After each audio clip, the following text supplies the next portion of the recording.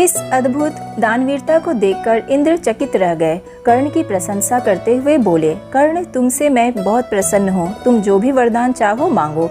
कर्ण ने देवराज से कहा, आप प्रसन्न हैं तो शत्रुओं का संहार करने वाला अपना शक्ति नामक शस्त्र मुझे प्रदान करे।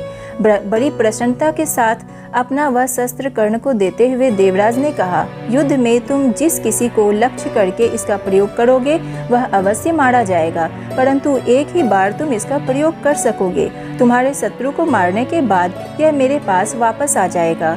इतना कहकर इंद्र चले गए। एक बार कर्ण को परशुराम जी से ब्रह्मास्त्र सीखने की इच्छा हुई, इसलिए वह ब्राह्मण के वेश में परशुराम जी के पास गया और प्रार्थना की कि उसे शिष्य स्वीकार करने की कृपा करें। परशुराम जी ने उसे ब्राह्मण समझकर शिष्य बना लिया। इस प्रकार छल से कर्ण ने ब्रह्मास्त्र चलाना सीख लिया। एक दिन परशुराम कर्ण की जांघ पर सिर रखकर सो रहे थे। इतने में एक काला भौरा कर्ण की जांघ के नीचे घुस गया और काटने लगा।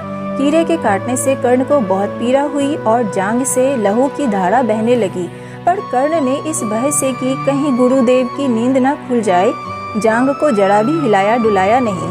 जब खून से परशुराम की देह भीगने लगी तो उसकी नींद खुली। उन्होंने देखा कि कर्ण की जांघ से खून बह रहा है।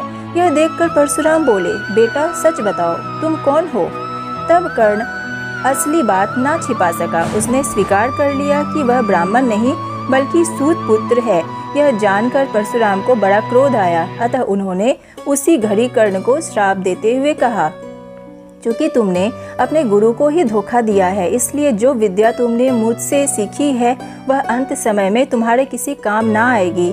ऐन वक्त पर तुम उसे भूल जाओगे और रण क्षेत्र में तुम्हारे रथ का पहिया पृथ्वी में धंस जाएगा। परशुराम जी का यह श्राप झूठा ना हुआ। जीवन भर कर्ण को उनकी सिखाई हुई ब्रह्मास्त्र विद्या याद रही, पर कुरुक्षेत्र के मैदान में अर्जुन से युद्ध करते समय कर्ण को वह याद ना रही। दुर्योधन के घनिष्ठ मित्र कर्ण ने अंत समय तक कौरवों का साथ ना छोड़ा। कुरुक्षेत्र के युद्ध में भीष्म तथा आचार्य द्रोण के आहत हो जाने के बाद दुर्योधन ने कर्ण को ही कौशल सेना का सेनापति बनाया। कर्ण ने 2 दिन तक अद्भुत कुशलता के साथ युद्ध का संचालन किया।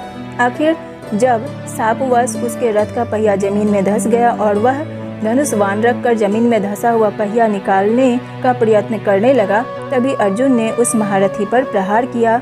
माता कुंती ने जब यह सुना तो उसके दुख का पार ना रहा।